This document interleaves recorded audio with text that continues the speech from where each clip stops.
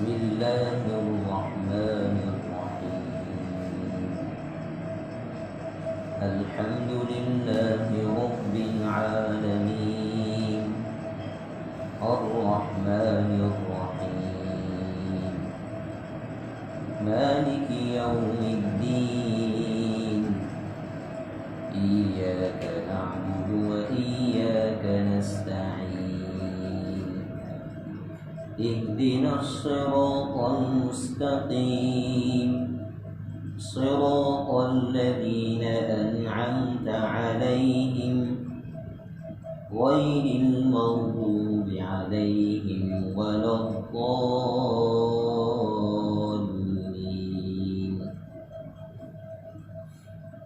میں اللہ کی پناہ میں آتا ہوں شیطان مردود کے شر سے۔ شروع کرتا ہوں اللہ کے نام سے جو بڑا مہربان نہایت مہربان ہے۔ تمام تعریفیں اس اللہ کے لیے ہیں جو تمام جہانوں کا پروردگار ہے، جو بڑا مہربان نہایت مہربان ہے، جو بدلے کے دن کا مالک ہے۔ کہ اللہ ہم تیری ہی عبادت کرتے ہیں اور تجھی سے مدد مانگتے ہیں، تو ہمیں سیدھے راستے کی ہدایت عطا فرما، ان لوگوں کے راستے کی جن پر آپ نے انعام فرمایا ہے، نہ کہ ان لوگوں کے راستے کی جن پر غصہ ہوا ہے، اور نہ ان لوگوں کے راستے کی جو گمراہ ہوئے۔ میرے محترم بزرگ اور نوجوان بھائی، پچھلی مرتبہ یہ بات آئی تھی کہ سورہ فاتحہ یہ قرآن کریم کی سب سے پہلی صورت ہے، اور اس کو یہ شرف اور یہ سعادت حاصل ہے کہ اللہ تعالیٰ نے قرآن کریم میں سب سے پہلے جو مکمل صورت اتاری وہ سورہ فاتحہ ہے۔ ساتھ میں آپ کو یہ بات بھی بتائی تھی خلاصہ کہ سورہ فاتحہ میں 7 آیتیں ہیں۔ پہلی 3 آیتوں میں اللہ تعالیٰ کی تعریف ہے، آخر کی 3 آیتوں میں دعا کا مفہوم ہے جو اللہ نے سکھایا ہے کہ اس طرح دعا مانگو۔ گویا یہ سرکاری فارم ہے، سرکار نے اس کو ریلیز کیا ہے، جیسے کوئی سویدھا فارم ہو اور سرکار ریلیز کرے تو اس کا مقصد کیا ہوتا ہے؟ پبلک کو سرکار دینا چاہتی ہے، اس لیے تو سرکار دے دی۔ تو اسی طرح اللہ سکھا رہے، مطلب یہ کہ اللہ میاں چاہ رہے ہیں کہ ہم دے، اسی لیے سکھا رہے ہیں۔ اور بیچ کی ایک آیت ہے جس کے بارے میں حدیث کا مفہوم آپ کو بیان کیا تھا کہ بیچ کی آیت کے بارے میں اللہ نے فرمایا کہ میرے اور میرے بندے کے درمیان ہے، آدھا میرا حصہ ہے اور آدھا میرے بندے کا حصہ ہے، جس میں اللہ کی عبادت معبود ہونے کو مانا گیا ہے اور اللہ سے مدد کو طلب کیا ہے۔ ساتھ میں یہ بات آپ کو بتائی تھی کہ سورہ فاتحہ کے بہت سے نام ہیں جو یہ بتاتے ہیں کہ سورہ فاتحہ اللہ کے یہاں بہت عظیم مرتبہ رکھتی ہے۔ ان میں سے ایک نام آپ کو بتایا تھا ام الکتاب، کہ سورہ فاتحہ وہ عظیم صورت ہے جس کو قرآن کریم کا خلاصہ کہا گیا ہے۔ دیکھیے بزرگ ہے وہ کیا بیان فرماتے ہیں کہ اللہ تعالیٰ نے 104 کتابیں آسمانی اتاری۔ کتنی؟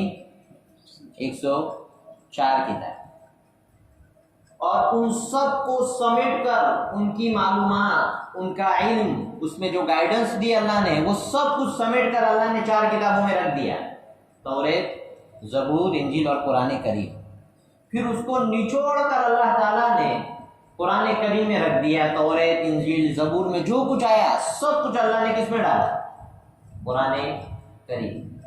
پھر قرآن کریم کی تمام تر ہدایات کو، تمام تر مضامین کو، اس کے سب ٹاپک کو سمیٹ کر اللہ نے سورہ فاتحہ میں اتار دیا۔ اس لیے اس کو کہا ام الکتاب۔ اور اس کی اسی عظمت کی وجہ سے اللہ تعالیٰ نے ہر نماز میں بندے پر ضروری کر دیا کہ جب بھی کوئی فرض پڑھے، نفل پڑھے، کوئی بھی نماز پڑھے، اس کو سورہ فاتحہ پڑھنی پڑے گی۔ کیوں؟ تاکہ بار بار ریپیٹ ہوتا رہے کہ میرے اور اللہ کے درمیان جو ایگریمنٹ ہے، جس سنویدھان کے تحت میں رہ رہا ہوں، وہ بار بار بندے کے دماغ میں ہے کہ مجھے کیسے رہنا ہے۔ خلاصہ اس کا پورے قرآن کریم کا آدمی کے سامنے بار بار ریپیٹ ہوتا رہے، اس لیے ہر رکعت میں اللہ میاں نے فرمایا سورہ فاتحہ پڑھو ورنہ نماز نہیں ہوگی۔ یہ بات ہے من کان لہ امام فقراءتہ لہ قراءۃ، کہ جو آدمی امام کے پیچھے نماز پڑھ رہا ہے تو امام کا پڑھنا کافی ہے۔ جیسے کسی سرکاری افسر کے وہاں گئے، مثلاً ہمارے گاؤں میں کوئی تکلیف ہے تو آدمی جو ہے نگر پالیکا میں جاتا ہے، وہاں کے ہیڈ کو جو ہے اپنا لیٹر پیش کرتا ہے، تو ایک آدمی بولتا ہے، سب کھڑے رہتے ہیں اور بعد میں کہتے ہیں کہ ہم سب اس کے ساتھ ہے، سب بولنا شروع کر دیں گے تو تماشا بن جائے گا بھائی، وہ کہے گا بھاگو یہاں سے۔ تو اسی طرح جب امام کے پیچھے نماز پڑھ رہا ہے تو شریعت نے کہا کہ حضور نے فرمایا من کان لہ امام فقراءتہ لہ قراءۃ، کہ جو امام کے پیچھے نماز پڑھ رہا ہے بس انف، اب سنو دھیان سے، امام پڑھ رہا ہے بس آپ کی طرف سے ہو گئے باہر، لیکن اللہ کے یہاں اس کی عظمت ہے۔ اب دیکھیے قرآن کریم کا جب خلاصہ آیا ہے تو بھائی کیا ہے، قرآن کریم میں اللہ تعالیٰ 5 چیزیں بنیادی طور پر بیان کرتے ہیں جو خلاصہ ہے۔ نمبر 1، اللہ کی توحید، یعنی ایک اللہ اکیلا ہے، نہ اس کی ذات میں اس کا کوئی شریک ہے، نہ اس کی صفات میں اس کا کوئی شریک ہے، پہلا ٹاپک۔ دوسرا ٹاپک ہے قرآن کریم کا رسالت، کہ ہم اپنے مخصوص بندے بھیجتے ہیں اور وہ ہماری طرف سے لوگوں کو ہماری ہدایت پہنچاتے ہیں کہ دیکھو اللہ میاں کو یہ بات پسند ہے اور یہ پسند نہیں ہے، ان کو فالو کرو۔ ان کی رسالت کو قرآن کریم بیان کرتے ہیں، جس کو ہم کہتے ہیں پیغمبر، رسول۔ تیسری چیز قرآن کریم بیان کرتا ہے جینے کا سلیقہ، جس کو احکام شریعت کہتے ہیں، کیا آپ کو رہنا ہے، کس طرح رہنا ہے۔ قرآن کریم سوچنے کا طریقہ بھی قرآن طے کرے گا، یہ ہماری بنائی ہوئی کائنات ہے، اس میں آپ کو دیکھنا کس طرح ہے ہم طے کریں گے، بولنا کس طرح ہے ہم طے کریں گے، رہنا کس طرح ہے ہم طے کریں گے۔ تو وہ ہے احکام شریعت، اس کو بھی قرآن کریم بیان کرتا ہے۔ جیسے ہم اس ملک میں رہ رہے ہیں تو یہ ملک کا اس کا بنیاد ایک سنویدھان ہے یا نہیں، اس کا بھی کانسٹیٹیوشن ہے، سنویدھان ہے جو طے کرتا ہے کہ یہاں کے ناگرک کو کیسے رہنا ہے، اس کے بنیادی قانون ہیں۔ اسی طرح اللہ کہتے ہیں پوری کائنات ہم نے بنائی ہے، اس میں رہنا کیسے ہے یہ ہم طے کریں گے، تو یہ بیان کرتا ہے قرآن کریم۔ کتنے ہوئے؟ توحید، رسالت، احکام شریعت، 3 ہو گئے۔ پھر اللہ فرماتے ہیں کہ دیکھیے یہ قرآنی نظام ہے، یہ سالوں سے چلا رہا ہے، ہر نبی کو ہم نے شریعت دی۔ پھر اللہ جو ہے 2 نمونے پیش کرتا ہے۔ چوتھے نمبر پر ایک نمونہ اللہ پیش کرتا ہے کہ دیکھو جن لوگوں نے قرآن کے حکموں کو مانا ان کا انجام کیا ہوا، دیکھ لو اس کو۔ اور اللہ تعالیٰ 5ویں نمبر پر بیان کرتا ہے کہ جن لوگوں نے ہمارے حکموں کو نہیں مانا ہم نے ان کو کیسا ذلیل کیا، اور ہم نے جب پکڑا تو ان کو بچانے والا کوئی نہیں تھا۔ یہ دونوں نمونے اللہ یوں قرآن میں پیش کر دیتے ہیں اور لوگوں کو کہتے ہیں کہ سنبھل جاؤ۔ کیا کہتے ہیں؟ سنبھل جاؤ۔ یہ حالات جو ہم بیچتے ہیں ایمان والوں پر، وَلَنُذِيقَنَّهُم مِّنَ الْعَذَابِ الْأَدْنَىٰ دُونَ الْعَذَابِ الْأَكْبَرِ لَعَلَّهُمْ يَرْجِعُونَ، کہ یہ جو حالات آتے ہیں نا ہم پر، بادشاہوں کی طرف سے، حکومتوں کی طرف سے، اس کی طرف سے، اس کی طرف سے، اللہ کہتے ہیں کہ اس کے پیچھے دیکھو، پردے کے پیچھے دیکھو۔ ایمان والا پردے کے پیچھے دیکھتا ہے کہ اس کے پیچھے ہماری قدرت ہے، ہماری طاقت ہے۔ ہم یہ سب کچھ بیچتے ہیں اس لیے کہ تم جو ہے دور ہو گئے نا شریعت سے اور اس کو فالو نہیں کر رہے ہو، حالانکہ ہم نے بتایا کہ اس کو فالو کرو کامیابی ہے، اس کو فالو نہیں کرو گے تو ناکامی ہے۔ تو اللہ فرماتے ہیں کہ ہم نے اس ناکامی پر آخرت میں بہت بڑا عذاب تیار کر کے رکھا ہے، اور چونکہ میں ایک بندے سے 70 ماہوں سے زیادہ محبت کرتا ہوں، اس لیے میں یہ چاہتا ہوں کہ میرا بندہ اس عذاب میں مبتلا نہ ہو جائے، اس لیے ہم جھنجھوڑتے رہتے ہیں۔ اور دنیا میں جو ہے تھوڑی موٹی تکلیف دیکھ کر اللہ جگاتے ہیں کہ دیکھو آخرت میں کتنا بڑا عذاب ہوگا۔ بہر تو یہ قرآن کریم کے 5 ٹاپک ہیں، کتنے؟ توحید، رسالت، باس بعد الموت چھوٹ گیا بھائی، معاف کرو، باس بعد الموت، یعنی قرآن کریم یہ تصور پیش کرتا ہے کہ بھائی مرنے کے بعد زندہ ہونا پڑے گا اور اللہ کے سامنے حساب دینا پڑے گا۔ قرآن کہتا ہے فَمَن يَعْمَلْ مِثْقَالَ ذَرَّةٍ خَيْرًا يَرَهُ وَمَن يَعْمَلْ مِثْقَالَ ذَرَّةٍ شَرًّا يَرَهُ۔ رائے کا دانہ دیکھا ہے؟ قرآن کہتا ہے اس رائے کے دانے کے برابر بھی اگر کسی نے اچھائی کا کام کیا ہے قیامت کے دن دیکھ لے گا، اور اس رائے کے دانے کے برابر اگر برائی کی ہے اس کو بھی دیکھ لے گا، کوئی چیز ڈھکی چھپی نہیں۔ اور پھر جو ہے 4تھے نمبر پر احکام شریعت بیان کرتا ہے، اور 5ویں نمبر پر اللہ تعالیٰ 2 گروہ کو بیان کرتا ہے کہ دیکھو یہ کامیاب ہو گئے، قرآنی تعلیمات کو فالو کیا، یہ ناکام ہو گئے اس لیے کہ انہوں نے قرآنی تعلیمات اور اللہ کے احکام کو نہیں مانا۔ ہو گیا، یہ بنیادی تصور ہے۔ کیا ہے یہ؟ قرآن کریم کا بنیادی کانسیپٹ ہے، اس کا تصور ہے جو قرآن کریم بار بار دہرائے گا یہ پانچوں کے پانچوں ٹاپک اللہ تعالیٰ نے سورہ فاتحہ میں بیان کر دیے، اس لیے اس کو کہا کہ یہ ام الکتاب کیا ہے؟ اس میں جو ٹاپک آ گیا پورے قرآن میں کہیں بھی چلے جاؤ گھوم پھر کر یہاں ہوگے. جیسے ہمارا سنویدھان ہے، اس کے فرنٹ پر کیا لکھا ہوا ہے؟ اس کے فرنٹ پیج پر سب سے پہلے پیج پر سب عوام کا یہ اتحاد لکھا ہے کہ ہم بھارت کے عوام یہ عزم مصمم کرتے ہیں پوری سنجیدگی کے ساتھ کہ ہم بھارت کو سماجوادی غیر مذہبی ملک بنائیں گے، کہ یہاں کسی مذہب کی ترجمانی نہیں ہو سکتی، اور اس کے تحت انصاف کا حق ملے گا، اخوت کا حق ملے گا، آزادی رائے کا حق ملے گا. جی یہ سب بنیادی کانسیپٹ ہے. اب جو بھی قانون بنے گا آگے جا کر اس میں یہ چیز رہے گی، اس کے خلاف جائے گا کوئی بھی تو آواز اٹھائی جائے گی مقدمے نامے کہ یہ قانون غلط ہے، اس لیے کہ سنویدھان کی بنیادی سوچ کے خلاف ہے. تو کوئی بھی قانون لے لو اس میں یہ بنیادی سوچ ہوگی ڈیموکریٹک، جمہوریت، یہ آئے گی بیچ میں. اسی طرح قرآن کریم کی کوئی بھی آیت لے لو، اس کا مرکزی مضمون گھوم کر یہاں آ جائے گا، یا تو اللہ کی توحید آئے گی، یا رسالت آئے گی، یا مرنے کے بعد زندہ ہونا ہے اس کا احساس دلایا جائے گا، یا کوئی حکم دیا جائے گا کہ یوں کرو اور یوں مت کرو، یا پھر یہ بتایا جائے گا کہ دیکھو انہوں نے کیا یہ کامیاب ہو گئی، انہوں نے نہیں کیا یہ ناکام ہو گئی. سمجھ گئے بزرگ؟ یہ ہے قرآن کریم کا بنیادی. اب ہم جو ہے قرآن کریم کی سورہ فاتحہ کا خلاصہ تو سمجھ گئے. اب پورے قرآن کریم کا خلاصہ اس میں ہے تو کیسی یہ صورت ہوگی، اور اس کا ایک ایک لفظ اگر واضح کیا جائے تو پورا سال بھی گزر جائے تو بھی ہم نکال سکتے ہیں کہ اس میں سے یہ نکل رہا ہے یہ نکل رہا ہے. قرآن کریم عظیم کتاب ہے. حضور نے فرمایا لا تنقضی عجائب ولا یشبع منہ العلماء، کہ اس کے عجائب کبھی ختم نہیں ہو سکتے. ہر زمانے میں اللہ تعالیٰ علماء پر اس زمانے کے اعتبار سے اس کی تعلیمات کو کھول کر رکھ دے گا. جو پہلوں کو نہیں معلوم تھی اللہ بعد میں اس میں سے نکالے گا کہ اسی آیت سے یہ بات بھی معلوم ہوئی، اسی آیت سے یہ بات بھی معلوم ہوئی. یہ کون دیتا ہے؟ یہ اللہ تعالیٰ اپنے علم کا چشمہ جاری کرتا ہے اور بندوں کے دلوں پر، علماء کے دل پر اس کی باتوں کو کھول دیتا ہے. کیا کیا باتیں نکل سکتی ہے؟ اس لیے دیکھیں ہم کیا طریقہ اپنائیں گے. پہلے بنیادی تصور آیت کا کیا ہے، آیت میں کیا فرما رہے صاف صاف وہ ہم لے لیں گے اور اس کو ہمیں ذہن میں بٹھانا ہے. کیا کرنا ہے؟ ذہن میں بٹھانا. ہم یہاں کوئی کورس کرنے کے لیے نہیں آئے. ہدی للناس یہ ہدایت کے لیے آئی ہوئی کتاب ہے. اس کا مطلب یہ ہے کہ درس قرآن کامیاب اس وقت ہے میرا بولنا اور آپ کا سننا اس وقت کامیاب ہے کہ ہماری ریئل لائف میں، ہماری زندگی میں اثر کرے تو یہ کامیاب ہونا سب کا بات. دیکھیے قرآن کے بارے میں آتا ہے القرآن حجۃ علیک او حجۃ لک او کما قال علیہ الصلوۃ والسلام، کہ یہ قرآن کریم یا تو تمہارے حق میں حجت بنے گا قیامت کے دن اور کہے گا اللہ بچا لو اس کو، اس لیے کہ یہ مجھے فالو کرتا تھا، مجھے جو ہے تلاوت کرتا تھا اور اپنی زندگی میں میری باتوں کو مانتا تھا.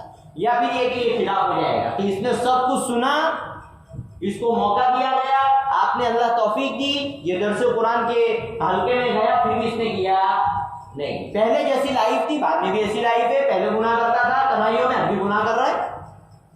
پہلے نمازیں چھوڑتا تھا اب بھی چھوڑ رہا ہے. پہلے تلاوت نہیں کرتا تھا اب بھی نہیں کرتا ہے. تو یہ جو ہے ہم پر حجت تام ہو رہی ہے. کیا ہو رہی ہے؟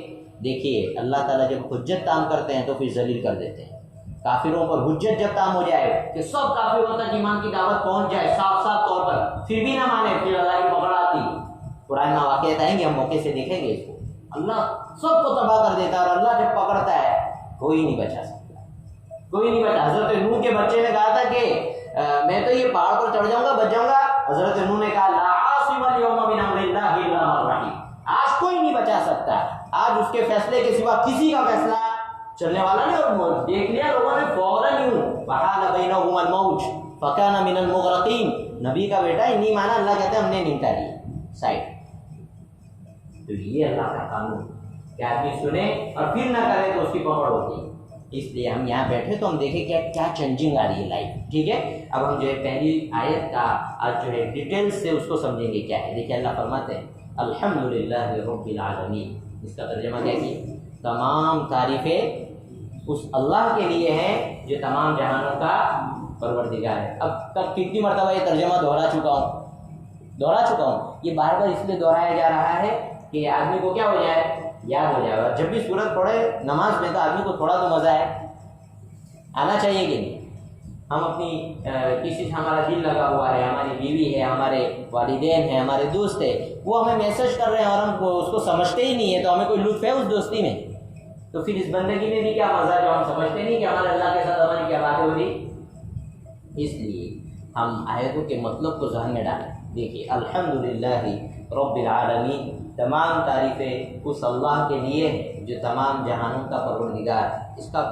اس آیت کے دو حصے کر دیتے ہیں۔ ایک ہے الحمدللہ، تمام تعریفیں صرف ایک اللہ کے لیے ہیں، اور اس کا دوسرا حصہ ہم نے کیا کر دیا؟ رب العالمین، جو تمام جہانوں کا پالنہار پروردگار ہے۔ اس میں پہلا لفظ ہے الحمد۔ کیا ہے؟ حمد کے معنی ہوتے ہیں تعریف کرنا۔ کیا کرنا؟ تعریف کرنا، شکریہ ادا کرنا، یہ دونوں مفہوم اس کے ہوتے ہیں۔ اس کے اوپر الف لام لگا ہوا ہے، آپ جب بھی قرآن کریم پڑھیں گے تو دیکھنا اس کے اوپر الف لام لگا ہوا۔ عربک گرامر کے جو بڑے لوگ ہیں، علماء کرام ہیں، انہوں نے اس کی رعایت میں جو قاعدے کا ترجمہ ہوتا ہے اس کے اعتبار سے اس کا ترجمہ کیا، تمام تعریفیں ڈائریکٹ ہو یا انڈائریکٹ، ابھی بتائیں گے اس کو، ڈائریکٹ ہو یا انڈائریکٹ، وہ سب کی سب کس کے لیے ہے؟ ایک اللہ کے لیے۔ ایک بات ہو گئی۔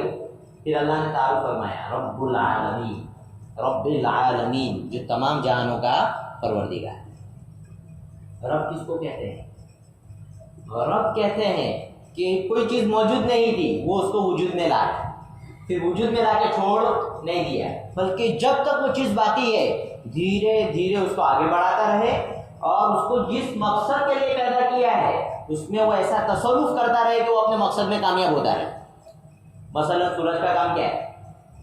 گرمی دینا، روشنی پیدا کرنا، کھیتی سے اس کا خاص تعلق ہے، چاند کا بھی تعلق ہے پھلوں کی میٹھاس سے۔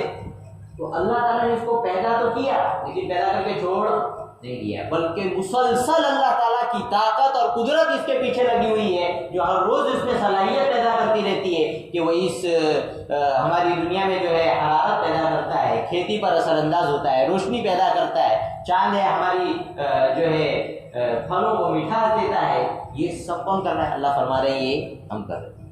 دیکھیے، چاند کا اور سمندر کا کتنا کانٹیکٹ رکھا ہے، اسی کی وجہ سے سمندر کی لہریں اٹھتی ہیں، اسی کی وجہ سے پورم آتا ہے، سب کچھ ہوتا ہے، لیکن اللہ فرما رہے ہیں کہ یہ چاند نہیں، اس کے پیچھے کون؟ ہم رب ہے۔ رب کا مطلب یہ ہے کہ پیدا بھی ہم نے کیا ہے، اور جس مقصد کے لیے پیدا ہوا ہے اس کے پیچھے اس کی تمام ضرورتیں ہم ہی پوری کر رہے ہیں۔ یہ کون ہے؟ رب۔ آگے رب کا مطلب سمجھو، پھر آگے فرمایا العالمین۔ کیا فرمایا؟ العالمین۔ العالمین یہ عالم کی جمع ہے، بہو وچن ہے، کس کا؟ العالم کا۔ عالم کس کو کہتے ہیں؟ علماء فرماتے ہیں عالم کہتے ہیں اللہ تعالیٰ کے سوا جو چیز بھی ہے کائنات میں وہ سب کیا ہے؟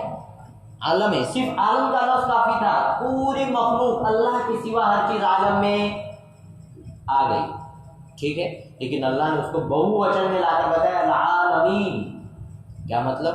کہ جتنی بھی آپ کیٹیگری بنا سکتے ہیں سب کی سب ہماری طاقت میں ہے، سب کی ضرورتیں ہم پوری کرتے ہیں۔ اللہ کہتا ہے اپنے ارد گرد میں دیکھ لو کیا کیا ہے یہاں پر، انسان، درخت، پودے ہیں، پتھر ہے کہ نہیں، تو جمادات کہتے ہیں، نباتات کہتے ہیں، انسان ہے، حیوانات کہتے ہیں، یہ پورا عالم ہے۔ اس سے اوپر جائے ہم، خلا کا عالم ہے، پھر ستاروں کا عالم ہے، پھر سیاروں کا عالم ہے، پھر فرشتوں کا اپنا ایک عالم ہے، انسانوں کا عالم، جناتوں کا عالم۔ اللہ کہہ رہے ہیں یہ سب کچھ ہم نے بنایا۔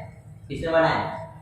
ہم نے، اور بنا کر چھوڑ نہیں دیا۔ سب کی ضرورتیں ہم پوری کرتے ہیں۔ دانا زمین میں جاتا ہے، اس کو بڑھنا کیسے ہے، زمین کو پھٹنا کیسے ہے، ہم کرتے ہیں۔ جانور کو پیاس لگی ہے، اس کا انتظام ہم کرتے ہیں۔ انسان کی ضرورتیں کیا ہے، بچہ پیدا ہوا اس کو بتانا ہے کہ دودھ کہاں سے پینا ہے، ہم کرتے ہیں۔ ہاسپٹل میں 50 عورتیں ہیں، بچے کو پتہ کیسے لگ جاتا ہے، یہی میری ماں ہے، وہاں جا کر چپ ہو جاتا ہے، ہم کرتے ہیں۔ کون کرتا ہے؟ وَهَدَيْنَاهُ النَّجْدَيْنِ۔ کون کر رہا ہے؟ اللہ کہہ رہے ہیں یہ ہم کر رہے ہیں۔ صرف پیدا بھی نہیں کر رہے ہیں، دیکھا کہ نہیں ہم نے، تو ہاسپٹل میں ایک بچہ ہے، اس کو دادی اٹھا رہی ہے، نانی اٹھا رہی ہے، خالہ اٹھا رہی ہے، چپ نہیں ہوگا، ماں کے پاس جا کر چپ ہو جاتا ہے۔ کون ہے یہ؟ اللہ کہتے ہیں یہ ہم ہیں۔ اس پردے کے پیچھے دیکھو، یہ مومن کی نگاہ ہونی چاہیے۔ تو باہر تو اللہ یہ فرما رہے ہیں العالمین کو جمع لا کر، عالم کہتے تو بھی یہ بات ہو جاتی ہے۔ العالمین جمع لا کر یہ فرما رہے ہیں کہ دیکھو میرے بندو، ہم نے کائنات پیدا کی، یہاں کی ہر چیز الگ الگ ہے اور ہر ایک کی ضرورت الگ ہے۔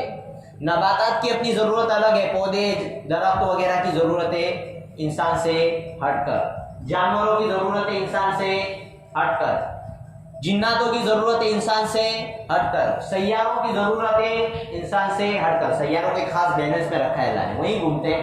وَكُلٌّ فِي فَلَكٍ يَسْبَحُونَ، زمین اپنی خاص چکر میں گھومتی، سورج اپنی خاص منزلوں میں گھومتا ہے، چاند اپنی منزلوں میں گھومتا ہے۔ ایک ایسا بیلنس ہے کہ نہ پوچھو بات، اس کو کوئی بیان نہیں کر سکتا۔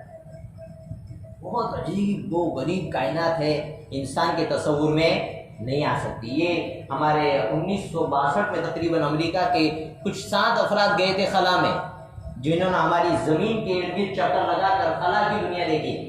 ان میں ساتھ تھے جان گیلن۔ انہوں نے یہ بات کہی تھی کہ یہ کائنات کو آدمی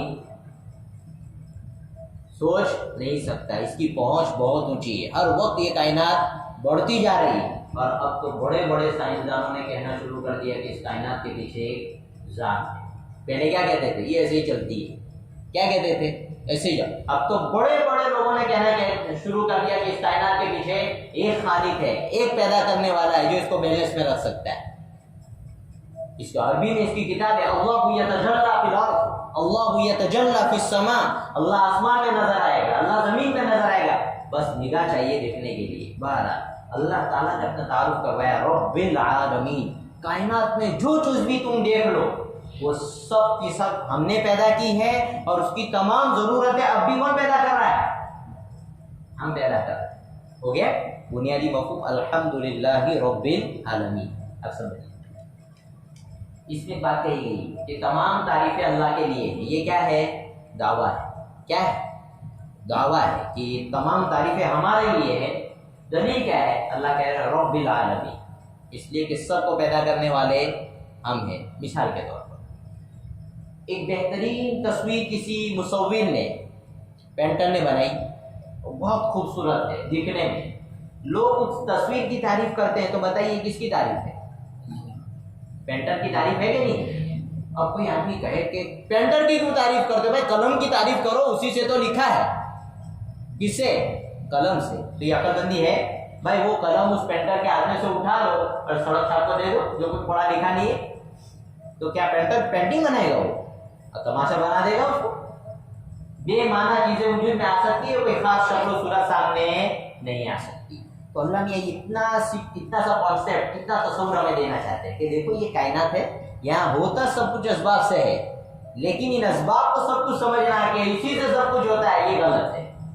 اس کے پیچھے ہمیں دیکھو، جس طرح تم پینٹنگ میں قلم کو نہیں دیکھتے، اس کے چلانے والے کو دیکھتے ہو کہ بھائی کمال کس کا ہے؟ جس کے ہاتھ سے چل رہی ہے اس کا کمال ہے۔ تو اسی طرح ہم کو دیکھو، تم پانی کے نطفے تھے، ایک پانی جس پر کوئی تصویر نہیں بنا سکتا، کچھ نہیں کر سکتا، وہاں ہم تصویر بناتے ہیں۔ عام آدمی تصویر بنائے گا، اجالا چاہیے کہ ہم 3 اندھیروں میں تصویر بناتے ہیں۔ کہاں پر؟ 3 اندھیروں میں تصویر بناتے ہیں۔ عام آدمی کو کوئی وہ چاہیے گا، کیا نمونہ چاہیے گا کہ اس کی تصویر بنائے۔ اللہ کہتے ہیں بغیر نمونے کے بناتے ہیں، اور کئی اربوں خربوں سال سے بناتے ہیں۔ کوئی شکلیں کوئی عادتیں تم ایک جیسی لا کر نہیں بتا سکتے کہ لو تم نے یہ بنایا تھا، یہ انسان اب اس کے جیسا نکلا نہیں۔ سب کا ڈی این اے، سب کی عادتیں، سب کی رہنے سہنے کا سلیقہ، اس کی مائنڈ سیٹنگ، سب کچھ الگ اللہ پیدا کرتا ہے۔ تو کہہ رہے ہیں کہ جب سب کچھ ہم بناتے ہیں تو تعریف بھی ہماری ہوگی کہ ایک بہترین بلڈنگ بنائی ہے کسی نے۔ اب آدمی بلڈنگ کی تعریف کرتا ہے تو وہ بلڈنگ کی تعریف ہے یا انجینئر کی تعریف ہے؟ بتائیے کس کی تعریف ہے؟ انجینئر کی تعریف۔ بہترین ویب سائٹ بنائی ہوئی ہے، سب معلومات آپ کو اپنے مطلب کی وہاں مل جاتی ہے، آپ اس ویب سائٹ کی تعریف کرتے ہیں تو ویب سائٹ کا کوئی کمال ہے؟ کس کا کمال ہے؟ کمال اس کا ہے جس نے ویب سائٹ لانچ کی ہے، جس نے اس کو بنایا ہے، اس کا کمال ہے۔ اب اللہ یہ فرماتے ہیں کہ کائنات میں چاہے کسی کی بھی تعریف کر لو وہ میری تعریف ہے۔ کیوں؟ اس لیے کہ جس کی بھی تعریف کرو گے اس کو پیدا تو میں نے کی ہے۔ تو اصل اصول یہ ہے کہ جس چیز کی تعریف ہم کرتے ہیں تو ہم اس کی تعریف نہیں کر رہے ہیں بلکہ اس کے بنانے والے کی تعریف کر رہے ہیں۔ تو اللہ فرما رہے ہیں رب العالمین، اس کائنات میں پھیلی ہوئی ہر چیز ہم نے بنائی ہے اور ہر وقت ہم اس کو کیا کر رہے ہیں؟ آگے بڑھا رہے ہیں، لہٰذا تعریف ہمارے لیے۔ بات سمجھ میں آ گئی؟ دعویٰ بھی ہے اور دلیل بھی۔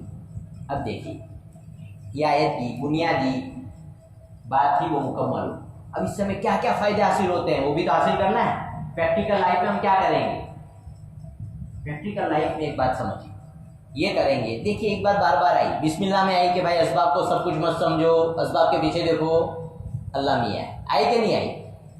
بار بار یہ بات قرآن کریم میں آئی ہے۔ بہت سے لوگ کیا کہتے ہیں، مولانا پکاتے رہتے ہیں بیٹھ کر، کہ ایک ہی بات بار بار بولتے ہیں۔ نہیں بھائی ایسا نہیں، ہم ہی نہیں پکا رہے، پوری دنیا پکا رہے، ہم نہیں پکا رہے، پوری دنیا پکا رہے۔ پوری دنیا کو ایسے پکا رہی کہ ہوا بھی نہیں لگ رہی، عام آدمی کو ہوا بھی نہیں لگ رہی۔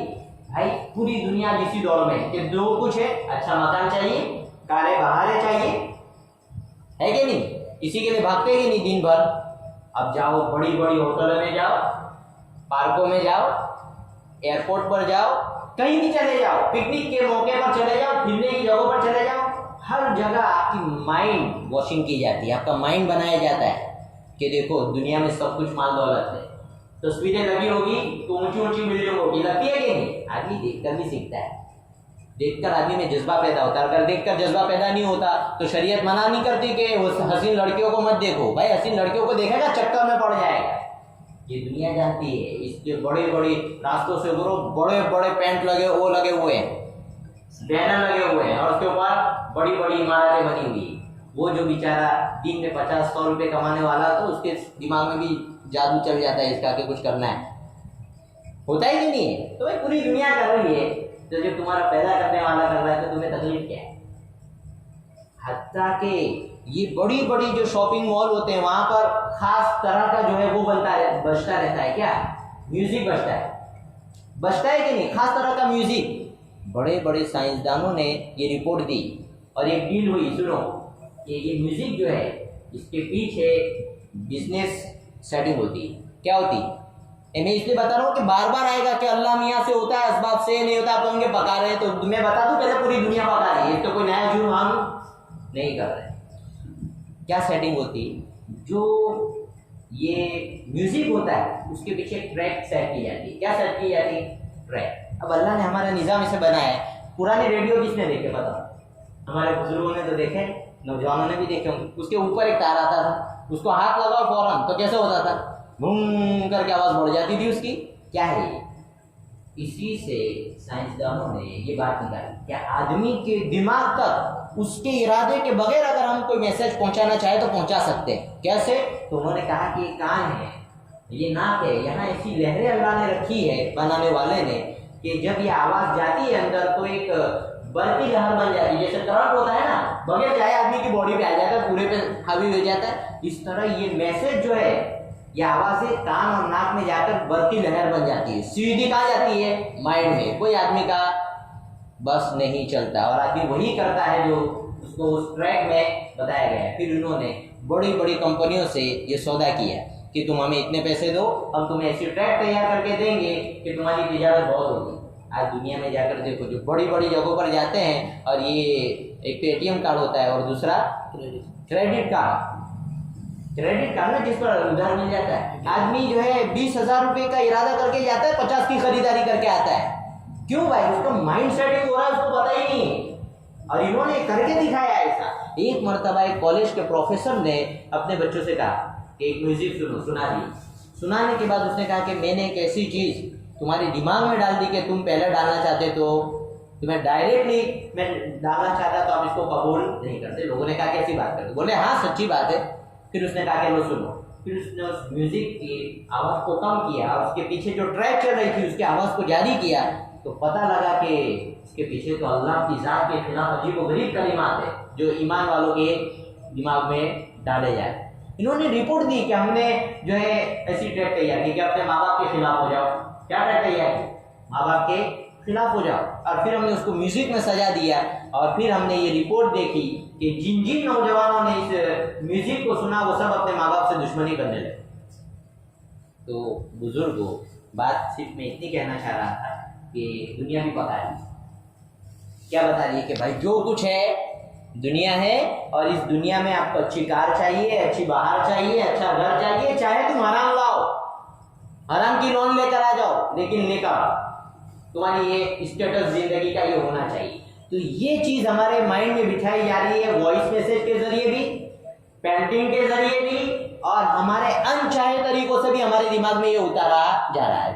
تو بھائی جب قرآن کریم بھی چاہے گا کہ کسی چیز کا عام ماحول بنے تو اس کو بار بار کہے گا, ٹھیک ہے. اسی لیے قرآن کریم موقع موقع سے لا کر کھڑا کر دے رہا ہے کہ دیکھو اللہ کی ذات کے سوا کوئی چیز تمہیں دنیا کی نفع بھی نہیں پہنچا سکتی اور نقصان بھی نہیں پہنچا سکتی. بہرحال پہلا جملہ ہے الحمدللہ. اس میں کیا فائدہ ہوا؟ آپ لوگ جمعہ کو مولانا کا بیان سنتے ہیں یا نہیں سنتے؟ سب سے پہلے کیا بولتے ہو؟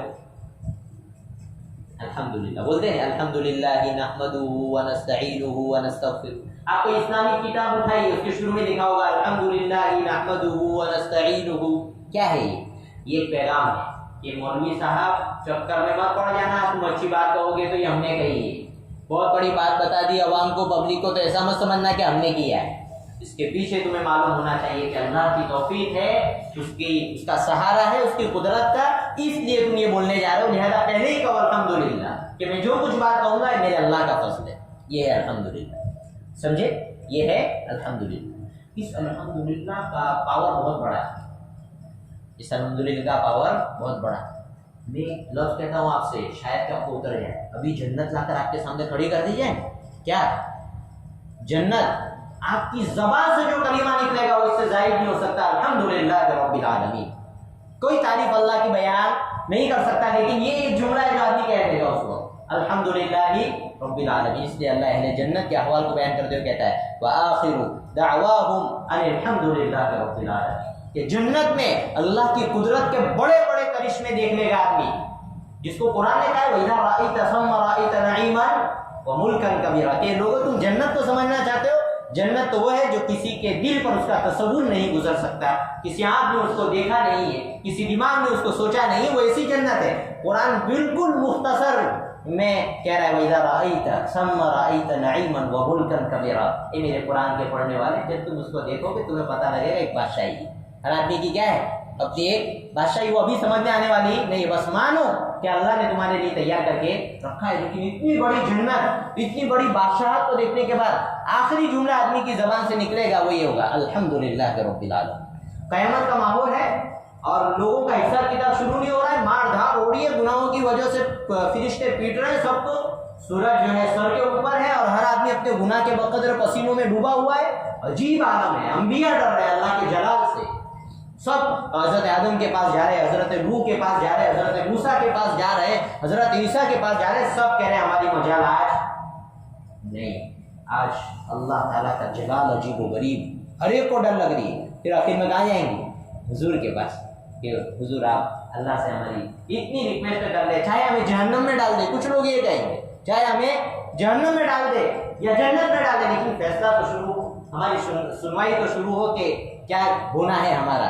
اس کے بعد حضور جائیں گے اور جو ہے حساب کتاب شروع ہوگا. باہر یہ حساب کتاب جب شروع ہوگا اور جب اس کا اینڈ ہے, اس کا نقشہ قرآن نے کھینچا ہے وَتَرَى الْمَلَائِكَةَ حَافِينَ مِنْ حَوْلِ الْعَرْشِ يُسَبِّحُونَ بِحَمْدِ رَبِّهِمْ وَقُضِيَ بَيْنَهُمْ بِالْحَقِّ وَقِيلَ الْحَمْدُ لِلَّهِ رَبِّ الْعَالَمِينَ. کہ تم دیکھو گے کہ اللہ کے عرش کے ارد گرد ان گنت فرشتے ہوں گے اور اللہ سب کے درمیان انصاف کے ساتھ فیصلہ کر دے گا, اور اس وقت ایک گونج ہوگی, ایک بڑا نعرہ ہوگا جو فرشتے لگائیں گے, وہاں کے لوگ لگائیں گے. وہ کیا ہوگا؟ الحمدللہ رب العالمین. یہ گونج ہے. تو کیا یہ گونج جو آخرت میں گونجے گی, آخرت والوں کی زندگی میں نہیں گونجنی چاہیے؟ ہماری ہر چیز میں اس کی گونج ہونی چاہیے الحمدللہ رب العالمین. اس کی بڑی عظمت ہے. افضل الذکر لا الہ الا اللہ و افضل الدعاء الحمدللہ. سب سے افضل ذکر لا الہ الا اللہ ہے اور سب سے افضل دعا الحمدللہ. الحمدللہ کیا ہے؟ الحمدللہ کے بارے میں حضور فرماتے ہیں الحمدللہ تملأ المیزان. الحمدللہ وہ ہے جو آدمی کے میزان کو ثواب سے بھر دے گی. میزان کیا ہے؟ میزان وہ ہے کہ آدمی کے اعمال پیش کیے جائیں گے, نیکی اور بدی تولی جائے گی. ایک نیکی بھی کم ہو گئی جہنم میں چلا جائے گا. کہاں جائے گا؟ فمن ثقلت موازینہ فهو فی عیشۃ راضیہ ومن خفت موازینہ فامہ ہاویہ. جس کا نیکی کا پلڑا بھاری ہو گیا وہ ہمیشہ عیش کرے گا. کیسی جنت میں جائے گا جہاں زندگی ہے, موت نہیں ہے, خوشی ہے, غم نہیں ہے, جوانی ہے, بڑھاپا نہیں ہے, کچھ نہیں. सोना नहीं, कुछ नहीं करना, ऐश करो। क्या करो? ऐश करो, उस जन्नत में जाएगा। और एक नेकी कम हो गई, कहाँ जाएगा? जहन्नम में। ऐसी जहन्नम में कि अल्लाह की पनाह, अल्लाह की पनाह। उस वक्त सबसे बड़ी काम आने वाली चीज क्या है? अल्हम्दुलिल्लाह। हुजूर फरमाते हैं मीज़ान को भर देगा ये सवाब से, बल्कि ये आता है सुब्हानल्लाह वल्हम्दुलिल्लाह तमलउ मा बैन अस्समाई वल अर्ज़, कि एक सुभान अल्लाह पढ़ना, एक अल्हम्दुलिल्लाह पढ़ना आसमान और ज़मीन को सवाब से भर देता है। जानते हैं आसमान और ज़मीन का फासला कितना है? एक आसमान और ज़मीन के दरमियान का फासला 500 साल है। कितना? 500 साल। ऐसे 7 आसमानों के दरमियान इतना बड़ा अल्लाह ने फासला रखा है। और हमारी एक घड़ी की ये ज़बान की हरकत हमें इतनी बड़ी दौलत की मालिक बना रही है। सुभान अल्लाह और अल्हम्दुलिल्लाह आसमान और ज़मीन को सवाब से भर दे। देखो भाई, एक बात सीधी सीधी समझ, दुनिया में करेंसी आपके पास पैसा ना हो आपका काम चलेगा? चल सकता है। पैसे नहीं, आदमी कहे बस चलेगा काम, होता है? असबाब की दुनिया है मियाँ, मानो असबाब के साथ काम करो। पैसा होगा तो काम होगा, लेकिन देने वाला अल्लाह। पैसा होगा तो काम बनाएगा कौन? अल्लाह। ऐसा भी हो सकता है पैसे और काम ही बने। जैसे आप आज देखा ना आजकल मीडिया में जो चला बम्बई का मामला, लाखों करोड़ों के मालिक है लेकिन काम नहीं बन रहा था। क्यों नहीं बन रहा था? भाई अल्लाह मियाँ का फैसला नहीं है। देखो असबाब नहीं है लेकिन काम बनाना था। पड़ोसी मुल्क में देख लो, बड़ी बड़ी ताकतें और बड़ी बड़ी फौजें उस मुल्क से जलील होकर रातों रात भाग गई। क्यों? ये हमारा फैसला है। किसका? हमारा फैसला। इसलिए हज़रत अली फरमाते हैं आरफ़्तु रब्बी बिफ़स्क़िल अज़ाए, मैंने अपने अल्लाह को अपने इरादों के टूटने से पहचान लिया। मेरे पास ताकत है, मेरे पास असबाब है, मेरे पास सब कुछ है, मैं इरादा करता हूँ लेकिन नहीं होता है। वमा तशाऊना इल्ला यशाअल्लाह, तुम कुछ नहीं चाह सकते, अल्लाह चाहेगा तो तुम कर सकते हो वरना नहीं कर सकते। बहरहाल तो ये अल्हम्दुलिल्लाह का पावर देखा, मीज़ान बढ़ जाएगी। इसी तरह आखिरत में हमें पैसों की ज़रूरत पड़ेगी। पैसा क्या है? नेकी है। आखिरत का पैसा क्या है? नेकी है। मियाँ कमाओ, उस वक्त तो बड़ी ज़रूरत पड़ेगी इसकी। बहरहाल सुभान अल्लाह अल्हम्दुलिल्लाह तमलउ मा बैन अस्समावाति बैन अस्समाई वल अर्ज़। तो देखा अल्हम्दुलिल्लाह का पावर कि ये आसमान ज़मीन को सवाब से भर रहा है, ये मीज़ान को सवाब से भर रहा है। ये सबसे अफजल दुआ भी है और ये मोमिन की ज़िंदगी में चाहिए। आज से किसकी ज़िंदगी में आएगा? अल्हम्दुलिल्लाह।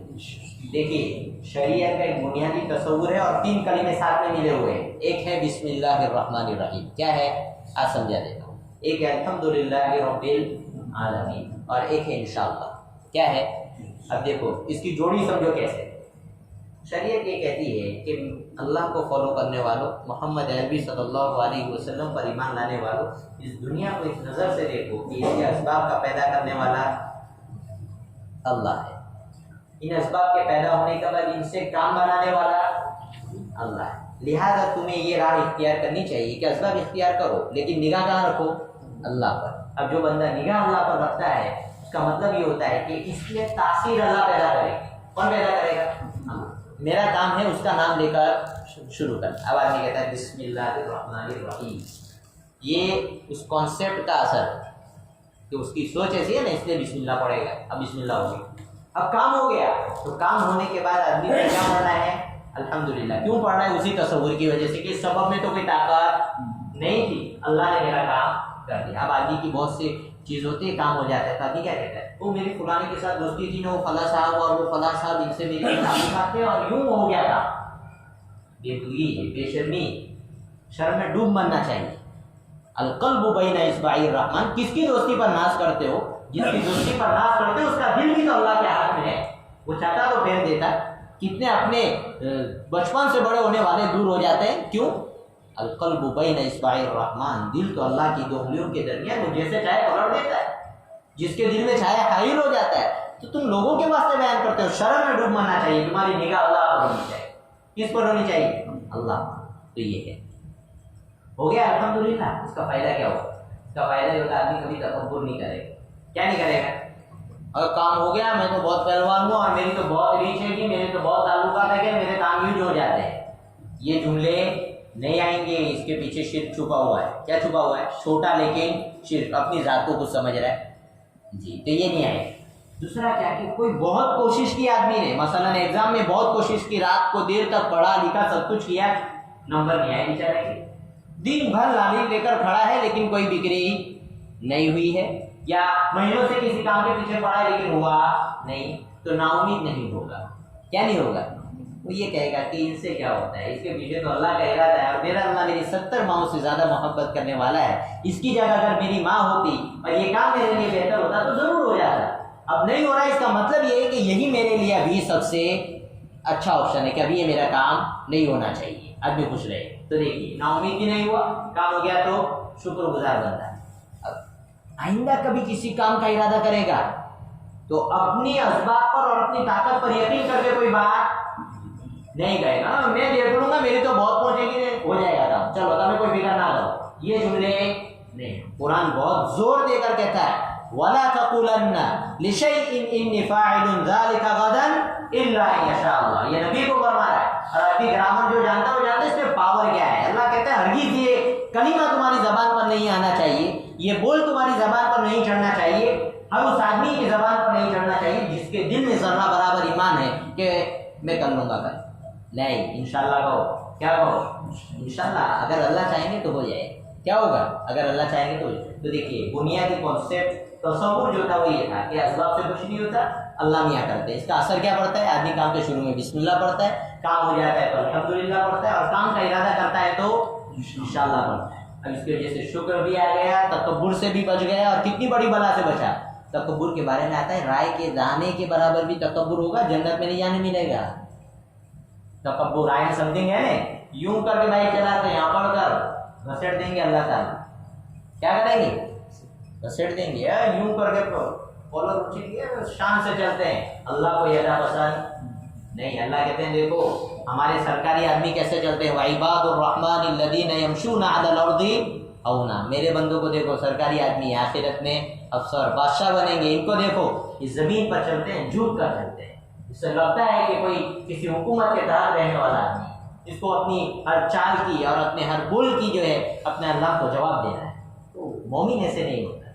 भाई ये कॉन्सेप्ट समझ में आ गया? अभी अल्हम्दुलिल्लाह हुआ है हमारा, क्या चला है समझ में आ रहा है ना, मूल किताब कैसे है।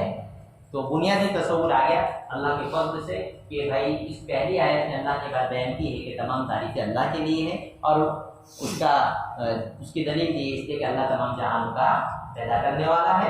ये दलील है इसलिए कि जो चीज़ जो बनाता है उसी की तारीफ की जाती है। अल्लाह ने बनाई, अल्लाह की तारीफ करो। लिहाजा हम किसी की भी तारीफ करेंगे, किसकी तारीफ होगी? ये छोकरा तो बहुत अच्छा है, छोकरे की तारीफ नहीं, अब्बा की तारीफ हो रही है, अम्मी की तारीफ हो रही है, खानदान की तारीफ हो रही है, होती है कि नहीं ऐसा? ये छोकरा बहुत अच्छा है, इसका मतलब क्या है? इसके वालिदैन अच्छे हैं जो इसका अच्छा सीखा है। अल्हम्दुलिल्लाह कौन पढ़ेगा भाई? बिस्मिल्लाह कौन पढ़ेगा? इंशाल्लाह कौन बोलेगा? भाई हमें दुनिया को किस नजर से देखना है? यहाँ असबाब तो है लेकिन करने धरने वाली जात अल्लाह की। ठीक है, अल्हम्दुलिल्लाह हो गया। रब्बिल आलमीन करने आए तो उसमें से क्या निकलेगा वो देखेंगे। ठीक है, अल्लाह ताला मुझे और आपको सब को अमल करने की तौफीक अता फरमाए। सुब्हानल्लाह व बिहम्दिही, सुब्हानल्लाह व बिहम्दिही, अशहदु अन ला इलाहा इल्ला अंता, नस्तगफिरुका व नतूबु इलैक। सुब्हान रब्बिका रब्बिल इज्जति